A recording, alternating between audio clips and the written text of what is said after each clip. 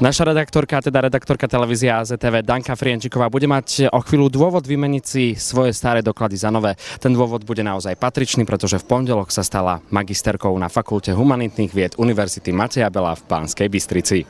No dnes prišli naozaj všetci tí, ktorých mám najradšej a ktorých si naozaj veľmi vážim.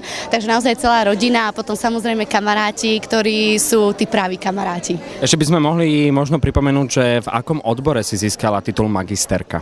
Tak magisterský titul som získala v odbore slovenský jazyk a literatúra a história. Ako sa to možno plánuješ zúročiť? Tak myslím si, že úročím to už dávno, keďže pracujem so slovenským jazykom, pracujem u nás v televízii, tak myslím si, že tá prax je tam podstatná a využijem to. Samozrejme, že som hrdá, že už dokončila a že by si nájde nejaké dobré zamestnanie. Ako ste to s ňou prežívali možno celé to štúdium aj ten dnešok, tú celú ceremóniu? Tak čo by som povedala? Dobre, no. Danka bola veľmi dobré dievča. Danke prišla zablahoželať k titulu a k promóciám aj skupina Družina. Zúročíte to nejako, že máte magisterku medzi sebou? No 100% na albume, ktorý teraz vyjde toho roku, sa bude krásne vyjímať to slovíčko MGR. To bude úžasné. Možno, že to dáme na titulku, že MGR Dana Frienčiková.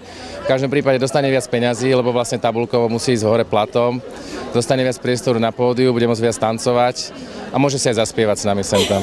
Míťa, tebe to nebude vadiť, že Danka teraz dostane viacej priestoru aj na tom pódiu? Nie, ja som šťastná, že ona zvýšila intelektuálny priemer kapely, je to úžasná vec, že ja jej strašne blahoželám. Ja Danke želám veľa úspechov, zdravia, lásky, no a samozrejme aj veľa úspechov v skupine Družina a v iných skupinách.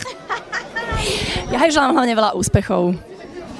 No a ja všetko najlepšie, nech sa splňa všetky sny, nech je zdravá, šťastná a všetko najlepšie. A nech sa páči veľa peňazí.